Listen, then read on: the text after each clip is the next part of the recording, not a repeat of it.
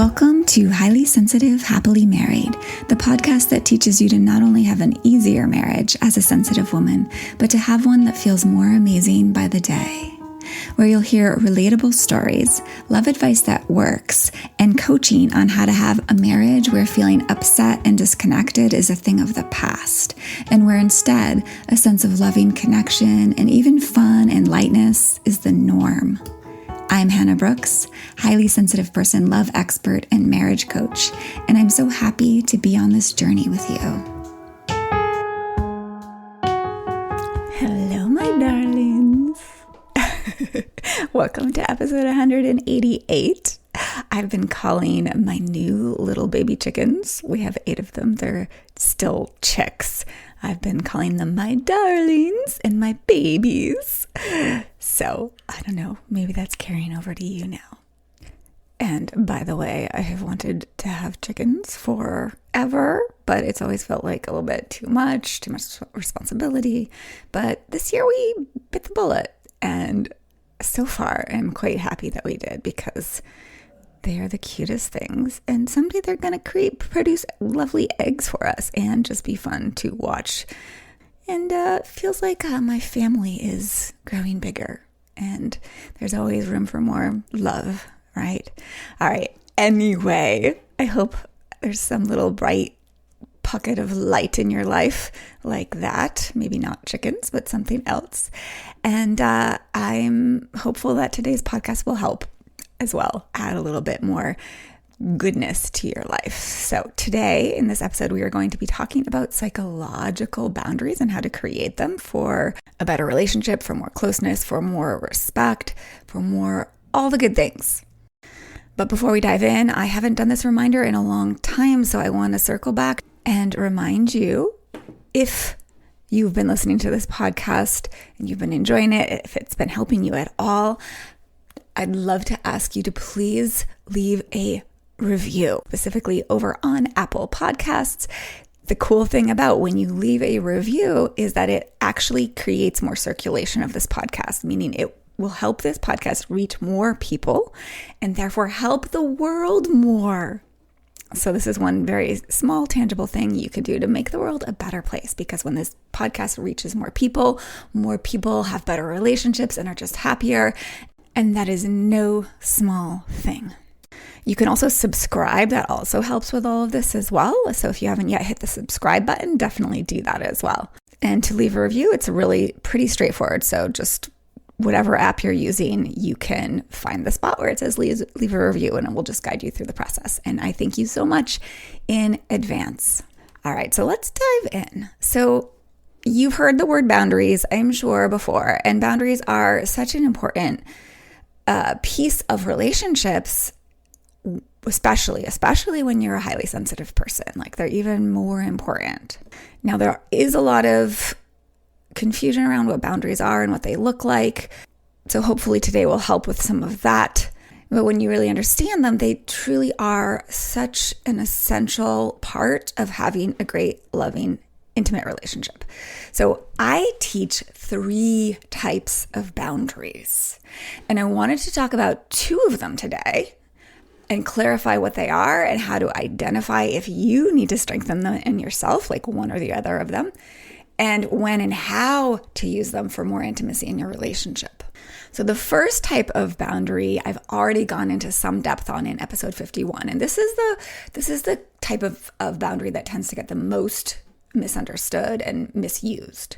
So I call this type simply relationship boundaries, and this type is about actions that you can take to protect yourself and your relationship. In fact, these are probably the most important ones to understand and use, especially because they're less talked about and often totally misunderstood and misused, like I just said. So especially for highly sensitive people, these are so, so important. So absolutely go have a listen to that episode if you haven't yet. Again, that's episode 51. But the other 2 types of boundaries, which are today's focus, are also used in our relationships, but they're a little bit more general. You can use these for, say, how you handle the news, as well as your interactions with strangers. So, I mean, you can use them in more general ways or more ways than you perhaps would the relationship boundaries. But these boundaries that we're talking about today, they're more energetic or psychological, and they can not only help you protect you emotionally, but they can also help generate more intimacy and closeness. Of course, with relationship boundaries, those also help create more intimacy and closeness. But the boundaries I'm going to talk about today, you have potentially heard about different versions of these before, especially if you're more kind of schooled in the highly sensitive person world. Because what I'm going to share today are a little bit more talked about than the relationship boundaries in episode 51 that I talk about. But you probably haven't heard about the boundaries that I'm talking about today. You've probably not likely heard them talked about in the way that I'm going to talk about them today. So please do listen in. So many of my clients have found that learning about these two types of boundaries are extra helpful. And up until now, I haven't actually taught these two types of boundaries anywhere else but in my treasured program when clients work with me live. At least I don't talk about them explicitly the way I do there. Although some of what you're going to hear today as I talk about these boundaries will sound familiar, I just have never talked about them on the podcast as boundaries. But the work itself might sound somewhat familiar for aspects of this. So let's go into a bit of depth on these two psychological boundaries that we can use for increasing intimacy and closeness and keeping ourselves emotionally safe from other people's stuff, right? Like their unkindness or their moodiness or their orneriness or their anger or their criticism or their just general unskillfulness in relationship. So the first of these two boundaries is what I call protection boundaries, and the other is what we will call containment boundaries. So to use an image, I want you to imagine a double bubble around yourself. So imagine there's an interior bubble that's kind of closer in, and then an exterior bubble. And before I go any further, I do want to give credit where credit's due. So Terry Real is the teacher from whom I learned about these boundaries originally. And of course, over the years, I've adapted them to my approach and to highly sensitive people. So back to this double bubble. So the exterior bubble's function is to keep out the damaging effects of the world, right? So that's, again, what we call your protection boundary. And the interior bubble's function is to shield the world from any hurtful effects that you could have on it, any hurtful effects that you might unintentionally be causing. And that's what we call your containment boundary. So both of those bubbles are requirements for closeness in intimate relationships, and really just a strong relationship. You need to be skillful with both of these types of boundaries, but you don't necessarily need to have known that they're called protection and containment boundaries. Like, you might already have healthy boundaries of both of these types without realizing it, or you may not. So listen on to find out more. So when I heard about these boundaries and how they could help with closeness, I felt kind of blown away because I had never considered that boundaries, something that's meant to kind of separate, could actually help us feel closer. That a certain degree of separation actually promotes a healthier relationship. I don't know why I didn't get that. This was like my early enmeshment Hannah. She didn't understand this. But now, of course, and then when I first heard it, it made so much sense. And once I really got this, I could see how I had really weak boundaries for much of my life, and that those weak boundaries in both the protection and containment areas had caused major intimacy problems in my romantic relationship specifically. But since understanding this, I've found that it really is extremely common for highly sensitive women to have weak boundaries in one or both of these parts, these psychological boundaries. So both the protection and the containment boundaries or bubbles.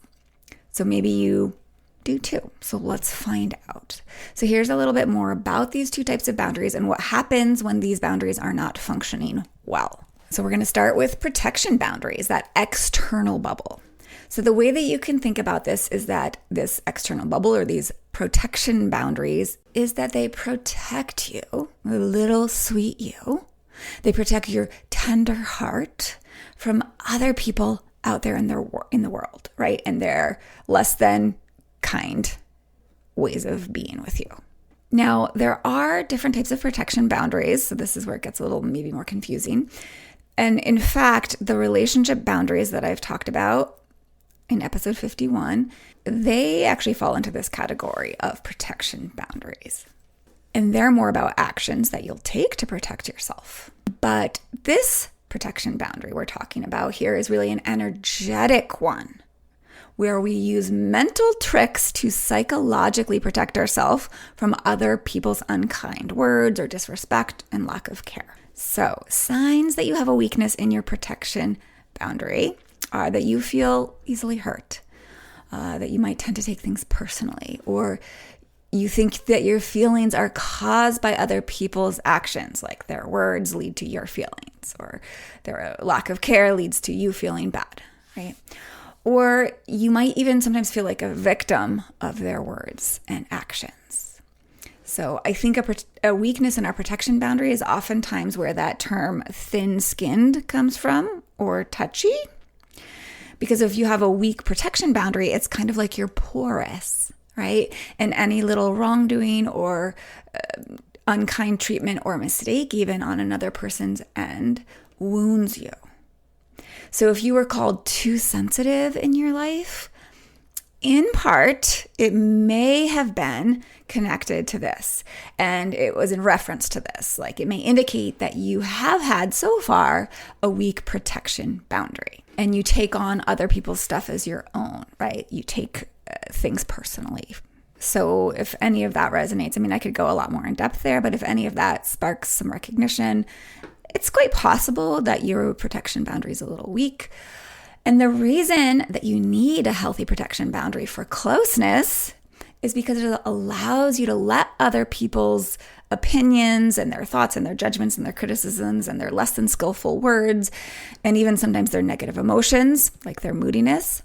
Your protection boundary allows you to keep those out, to not let those things hurt you, to not let other people's stuff become your own stuff or your own issue. So it helps you not take that stuff in. And it's when you take them in that those things hurt. Yeah. And again, this is so common in highly sensitive people. And it's not because we're highly sensitive per se. I mean, that contributes to it. But it's oftentimes that we just haven't learned how, or we haven't developed a healthy protection boundary. But when you have a healthy protection boundary, other people's judgments, other people's criticism, other people's unkindness or unskillfulness, which is most often what it is, by the way, it just can kind of roll off of you, like rain off of a windshield. So let's go back to the bubble for a moment. If you imagine that external bubble in this image is a windshield on a car. So that's another good analogy here for this protection boundary. So other people's stuff, as I call it, might come at you, right? Your partner might snap at you, but those words can't get in, just like rain doesn't get into the car, right? And therefore it doesn't stay in you, hurting you, making you all soggy, right? So when other people are having their mood or their thoughts or their stuff, you can stay strong and at peace inside of yourself instead of getting all thrown off kilter. And this means that you won't find yourself having strong reactions that so many HSPs struggle with. And you won't see as much escalating of things, as many arguments and such in your relationship.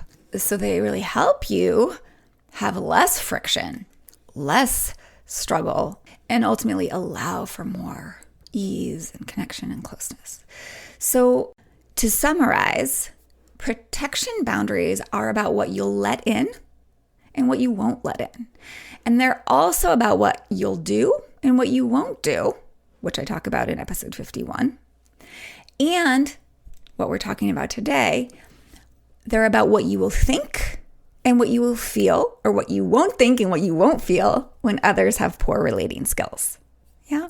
So how do you build or just have good protection boundaries? I'm going to give you a couple tips right now. And after that, we'll move on to the second type of boundary, which is the containment boundaries. All right. So the first tip for how to develop and use healthy protection boundaries is use the visualization of a windshield, like I just said a moment ago. So if your partner, for example, is in a really cranky mood and the words that are coming out of their mouth are kind of snarky or just kind of weird, and their energy is just, you can just feel it. It's kind of down or off and cranky. I want you to simply visualize their words and their energy as kind of like if it's emanating from them towards you. Imagine that you have this windshield around you and that their words are just kind of splatting against that windshield and washing off the way rain does. And in fact, you might pause this episode for a moment and think of a time when you could feel some not so nice stuff coming from your partner towards you. And just imagine this. And again, it could be that bubble, like a bubble that you blow with bubble liquid, right? If you like that image, that's a really nice image. Or it could be a windshield of a car. And just imagine their energy, their words splatting and washing off, washing away. And you could add to this, just try this out. Perhaps inside that bubble or inside that car is a beautiful environment of goodness, of worthiness, of love. And picture that however it comes to you visually. But let that inside of the car and that goodness really signify your essence. Maybe picture that goodness, that essence as a color. And see the bubble or the car filled with that color from the inside out. That deeply good, lovable essence.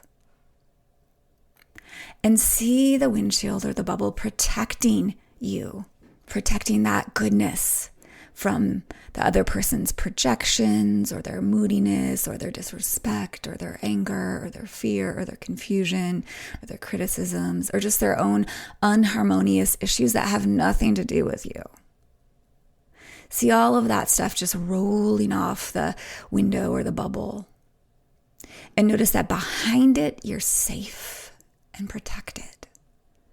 You're safe and protected. And nothing gets inside this protective field, full of your deep, lovable goodness, unless you agree to let it enter. So just sit with that for a moment and notice what that's like. Now, of course, you can always come back to this little mini visualization I just led you through kind of spontaneously here. You can come back when someone has said something a little harsh to you, or your feelings feel hurt, or you just are feeling someone else's moodiness dragging you down. And try this visualization out then, see what happens. And let's move on to tip 2. So you've heard me say before, if you've been listening to this podcast, that using your mind consciously is a super powerful way to affect how you feel. And in this case, in the case of boundaries, it's a super powerful way to not let other people's stuff in. In fact, we just did so. We used our minds in that last tip, in that visualization, right? We actually envisioned something. We used our mind to envision. So we thought our way into protecting ourselves. So there are many ways to use your brain, to use your thinking to do that. And understanding a concept that I call emotional delegation and how to stop doing that, how to stop emotionally delegating, is really important to have really good protection boundaries and to stop feeling kind of at the mercy of other people's energy or other people's behaviors or other people's words. Now, you may have heard me use that term emotional delegation or emotional outsourcing. I have definitely talked about it in the podcast before, although I've never done an episode that is called this and that is explicitly on this topic. But I do plan to make an episode on this topic because there's actually quite a bit more to it than we can get into today on this episode. So if you think your protection boundaries are not as strong as they could be, I definitely want you to tune into that episode when I release it sometime soon. So keep a lookout for that episode. I think it's just going to be called Emotional Delegation, because understanding what emotional delegation is and how you're doing it is one of the biggest steps to healing your psychological protection boundary. It's just so important. It's also so key to being able to have a lot more emotional agency. But for now, let's try one other way of taking agency back over your emotions. And we could just call this using a mind-based protection boundary. So here's what you do.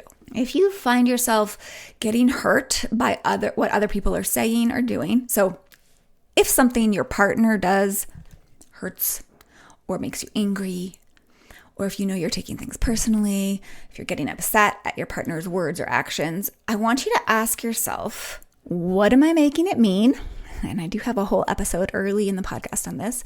What am I interpreting their words or actions to mean? Or if they said something directly to you that was kind of harsh or not so nice, write that down. And then ask yourself for either of these things you've written down, is that true to me? Is what they have said or implied true in my opinion? So an example could be, I'm recalling a client whose husband was kind of quiet and just shut down and not connecting with her a lot. And she would feel like she was feeling his emotions. And when we looked at what she thought he was kind of implying, what she made it mean when he was all shut down was that he doesn't like her or care about her very much. And then she would feel terrible, right? So he'd be in this bad mood. She'd make it mean he doesn't like her, doesn't like being around her or whatever. And then she'd feel hurt and in a bad mood herself, right? But when she started to ask herself, is that true? Is it really true? She could see that's not true. Just because he's all shut down and quiet today doesn't mean he doesn't like or care about me or like being around me. And I remember another client whose boyfriend was kind of harsh with her one morning. Maybe he was just in a really bad mood that morning, and she had made him breakfast. She had made him eggs. And he said to her, just like the first thing after eating a bite of it was like, these eggs are bad, just straight up, right? So that would be an example of where you could ask, is that true to me? So if my client had asked herself that in that moment and had taken a bite of the eggs, she may have discovered that they were perfectly good.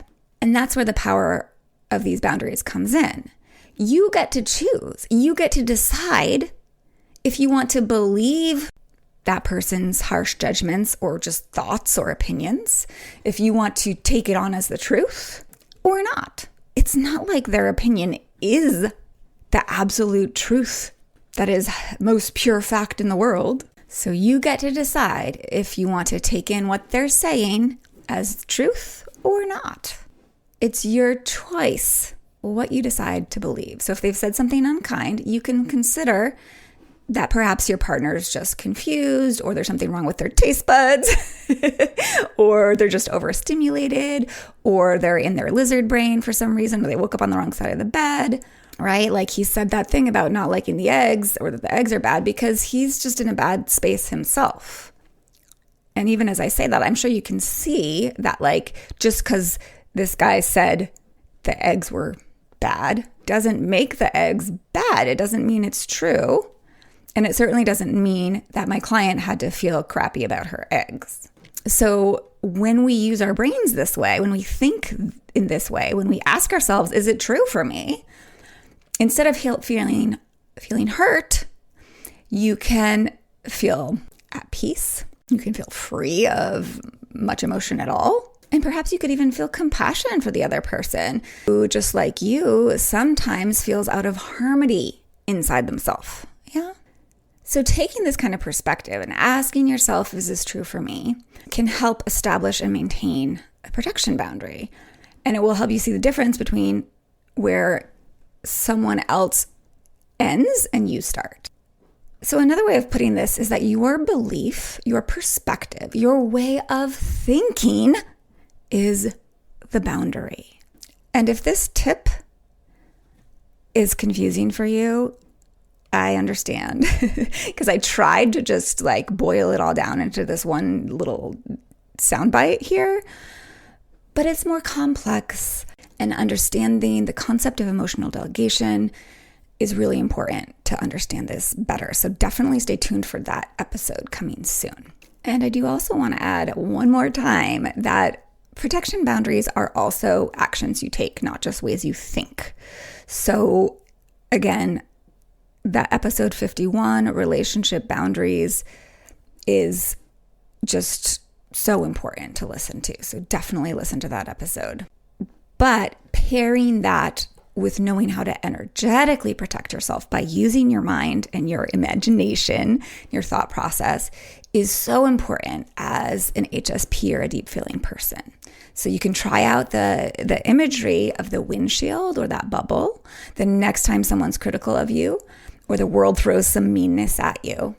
Or you can use that thought process to question whether other people's opinions are true about you, or what other people are implying actually means something bad about you, or if it's just their own, disharmony coming out at you, which means zero about you and doesn't have to penetrate and hurt. And on that note, I would be remiss not to mention the most powerful thing for all of this. So if you want to really be able to psychologically, energetically protect yourself from the harshness and unskillfulness of others, I highly, highly recommend taking my short course, Stop Taking It So Personally. I teach a very concise, concrete, and super effective process in bite-sized pieces there that really helps you develop these protection boundaries. I don't call it that there, but it is the exact process that helps you develop them in a very strong, loving way. And of course, coaching privately with me is the absolute best way to develop everything that you need to have excellent boundaries all around, because to develop really strong ones and use them in the most effective way, you need to really understand how you are emotionally delegating and how to guide your unique thinking. And these are concepts that I tailor to my clients personally when we work one-on-one. All right, let's head into containment boundaries, why they matter and how to develop them and when to use them. So their purpose, like I mentioned earlier, is to protect other people from you, because we are all human and sometimes we say or do things that aren't thoughtful or that hurt or disrespect other people. Especially in our long-term intimate relationships, this part of us can come out. Have you noticed? So you might have a weakness in your containment boundary if you have a tendency to vent or blurt things out, things that you're thinking when you're upset, and act on your emotional impulses. So I definitely have had a weakness here in my life, and I'll tell you a little bit more about that in a minute. But just know that you really need healthy, supple, strong containment boundaries for closeness, because without them, you will behave and communicate in ways that feel unsafe to others, or that breed more distrust or power struggles. Like you might get in their business, you might blame them or criticize them or retaliate or complain. And if you've been listening to this podcast for a little while now, you understand at this point how much that can hurt a relationship. I did talk a bit in depth about this in the most recent episode about respect. And I actually do plan on doing an episode about safe communication, communicating with safety. So containment boundaries are what you'll do inside of yourself to kind of rein yourself in and come from a place of integrity, communicate and interact from a place of integrity instead of just kind of blah, whatever is in your brain out at people, right?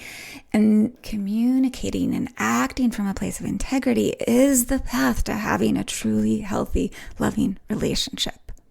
So again, having a healthy containment boundary is essential for closeness because it helps us stop ourselves from saying everything we think and confusing honesty with criticism.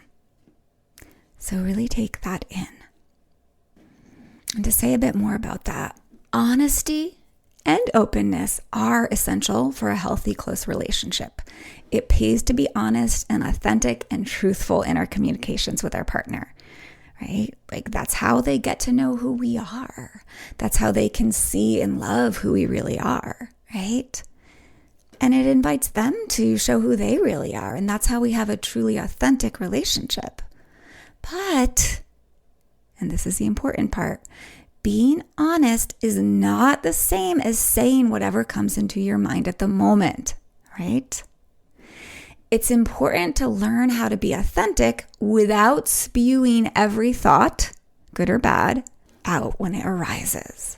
Especially since the human brain tends more towards negative thoughts and judgments than seeing goodness and positively, right? If we were all, imagine, if we were all just walking around like blabbing every thought that came into our head, that would look like 2/3 of the time, according to research, we'd be saying judgments and negative things and fears and like just blabbing all this quote unquote negative stuff because our brain spends 2/3 amount of the time in the negative. And imagine we were doing that at our partner whenever those types of thoughts came into our head about our partner. That wouldn't be so good, huh? Sharing in an unedited fashion every judgment or critical negative thought you have about your spouse or about their actions is going to breed a whole lot of unsafety in a culture of disrespect and hurt and even defensiveness and argumentativeness and closed offness. Yeah. So it's really important to know the difference between honesty and saying everything we think because they are not the same.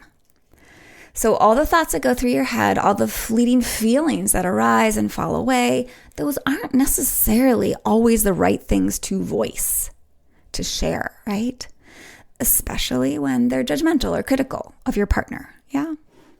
So sometimes in our relationships, our intimate, long-lasting, committed relationships, what you don't say keeps the love alive more than what you actually do say. Yeah? Let me say that again. Sometimes in our relationships, what we do not say, what we do not voice, keeps the love alive more than what we do say. Not always, of course. But it's important to be able to distinguish what's appropriate to say and what's not. And I know that I, for one, used to be really confused about this. I really thought that honesty meant sharing whatever came into my mind. The good, the bad, the ugly. I thought that was just being me in my relationship. I thought, loving relationships should be able to tolerate all of everything that comes into my head. But over time, because I was sharing uneditedly, unselectively, it really kind of beat my husband down. I had a lot of critical thoughts about him and I didn't have a filter. Well, I'm sure I had somewhat of a filter, but it wasn't a very good one, right? I didn't have a good containment boundary. And of course, he'd hear these things coming from me and he'd get defensive and react or he'd withdraw. And over time, he really started to feel unreachable to me. Like I couldn't feel his heart. I couldn't feel connected. There was like a barrier there. And that's what we do. We build these walls, some of us, when we're being criticized or complained about. So this cycle was a big part of what led to our divorce. And so this is one thing I'm deeply committed to in my marriage now is to hold my tongue, to check myself when I can feel myself wanting to blurt something critical out or wanting to judge or wanting to say something harsh or harmful. Now, I'm not 100% perfect at containing every time I have some quote unquote negative judgment, but mostly I've gotten a lot better at keeping my desire for closeness at the forefront and my mouth sealed when something that would sever that closeness wants to come out. So that containment has allowed for my husband to feel really safe and cared for around me, like 99.9% of the time, right? And that's how I show up in a way that's safe for him. And that allows him to feel closer to me and me to feel closer to him. So containment really helps with closeness. And to clarify, containment does not equal being walled off. It's being gently contained. We do still want to share deeply of our authentic selves. But we can absolutely do that in a respectful, loving way, even if we're sharing about our pain or our hurt or our anger. But that's for another day. So this brings me to where these two types of boundaries get really intertwined, which is that to have really good containment boundaries, it's helpful to have really good protection boundaries, because we often react in an uncontained, uncontrolled, judgmental, critical, negative way to our spouse when we're ineffectively trying to protect ourselves. In other words, when we don't have good protection boundaries. We get uncontained as a means of self-protection. When we have weak protection boundaries, in other words, we act uncontainably. Is that a word? I don't know. We act uncontained, right? Not always, but a lot of us do. It kind of comes back to that misguided saying that we've all heard: the best defense is a strong offense, which to me means if we're trying to defend ourselves, we might come off very offensively and have weak containment boundaries. It's not a helpful perspective. That's what I'm trying to say here, but it's kind of what our brains default into. The truth is, in an intimate relationship, a strong offense isn't a great idea. We don't want to be attacking our partner. That doesn't lead to good things. But my point here is that developing great protection boundaries will actually help you with your containment boundaries. Truly, truly, truly. As I've gotten more protected, as I've developed more strong protection boundaries, I don't have nearly as much need to kind of retaliate, right? Because I don't have as much pain, so I'm not reacting to that pain by attacking my partner. So again, when you work with me as a client, or if you take the Stop Taking It So Personally course, you're going to be doing more to build those protection boundaries so they're strong, solid, and built on a foundation of self-love and care, which is really at the bottom of them. When you work with me in these capacities, we go a lot deeper into all the things that build both of these psychological boundaries. But for now, I'm going to give you a couple pieces or tips for developing containment boundaries. So tip number 1, I recently made an episode about the power of the pause. Now, this is huge for helping you make the choice to not say something you normally would blurt out or say out of reactivity and later regret. Pausing allows choice. Pausing allows you to make the conscious choice to hold your tongue when you kind of want to react and do something harsh or say something kind of not so nice that you know would probably cause some damage. So pausing is so powerful, but it can be really hard, especially when you don't have good containment boundaries naturally, and you tend to just react impulsively, like you speak without thinking. So that episode about the pause will really help you develop the habit of the pause. And that's a totally huge piece of developing great containment boundaries. So I highly recommend just going and listening to that episode. Tip number 2, I want to offer you a short visualization again to help with this kind of boundary. So get yourself settled. And you can pause this to just take a moment to settle yourself in. You might even close your eyes. And then I invite you to take your right hand and turn the palm so it's facing your belly and draw it in towards yourself so that it comes to about 2 or 3 inches in front of your belly button or just above your belly button. Now imagine that it's kind of pressing inwards. Without actually touching your belly, just get a sense that that hand is just kind of gently compressing energetically towards your belly. This is the beginning of your containment boundary. So I want you now to expand that. Imagine that bubble that we talked about earlier. Imagine that there's a bubble about 2 or 3 inches outside of you, enveloping you. It wraps itself around your full body 2 to 3 inches out. And sense that it's strong but penetrable. It's strong but supple.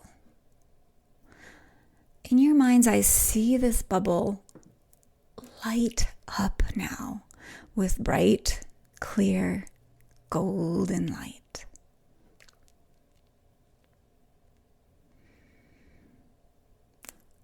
Sense its healing, beneficial effect. Sense it encircling your whole body, close in, kind of like a gentle hug, or like a glove almost, a glove hug. Now imagine that this bubble's gently increasing the air pressure in towards you. Feel the muscles of your belly pull gently inwards. And just feel the gentle strength of this containing force against you, kind of like an air girdle around the whole body. This is a feeling of you reining yourself in. Your thoughts, your feelings, your emotional energies and impulses. Really feel it gently containing you. Sense how it can contain all of that and stop all of that from blurting outwards. And you might imagine into the future for a moment that every time you feel moved to blurt out or act out, this is the gentle, loving force that will stop you.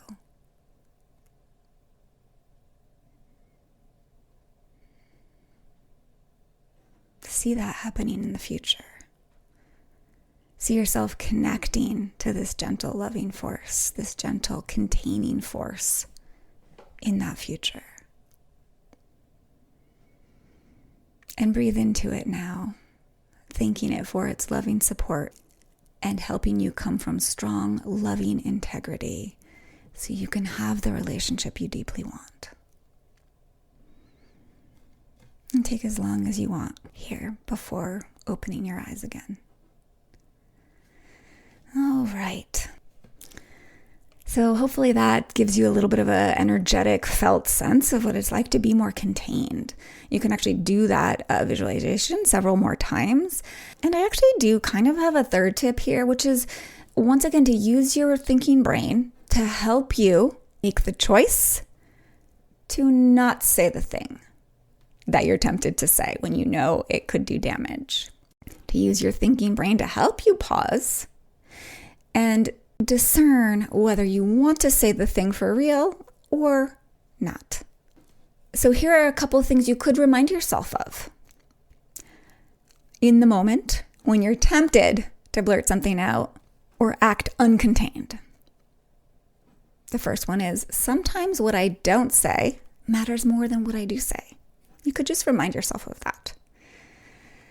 Another thing is you could ask yourself a good question, which is simply, do I really want to say this or not? And you could add, I can come back to this later if I still feel the need to say this or address this. And I wanted to add that little bit on there at the end because oftentimes we do actually want to say something. Like it's important that we address something, whatever the issue was. But oftentimes we don't want to say it in the moment when we're so full of intense emotion, because that's oftentimes when it comes out as an attack or as something hurtful. We can say what we need to say when we're calmer, and it will land so much better and be so much more effective because you're going to have much more capacity to say it skillfully. So this is another reason why a containment boundary, having a strong containment boundary, is so important. It doesn't mean you don't say things. It just means it helps you say them more skillfully if you really do want to say them or need to say them. All right, so I hope that learning about these two types of psychological boundaries has been helpful for you. Again, this is kind of just the tip of the iceberg. I wanted to present them. There can be a lot more to actually having really strong protection and containment boundaries. It can be a process, I know. And of course, this is a big part of why I created the Stop Taking It So Personally course and why I work with my clients one-on-one or in group format in more depth. But if, like most HSPs, you do struggle with either of these boundary types, please use these tips so you can start getting better at lovingly protecting yourself from the hurtful things other people do, and so you can start getting better preventing any harm you might unwittingly bestow on others that you care about, and that you might be by accident bestowing on your relationship. These boundaries are going to be a part of helping you have the lifelong closeness and love and mutual respect and security in your relationship that you want. And if you know that you could use some deeper help with any of this, start with a Stop Taking It So Personally course, or reach out about coaching one-to-one with me, as spots are going to start opening up again sometime soon this summer. All right, my dears, enjoy playing with these boundaries and be oh so well.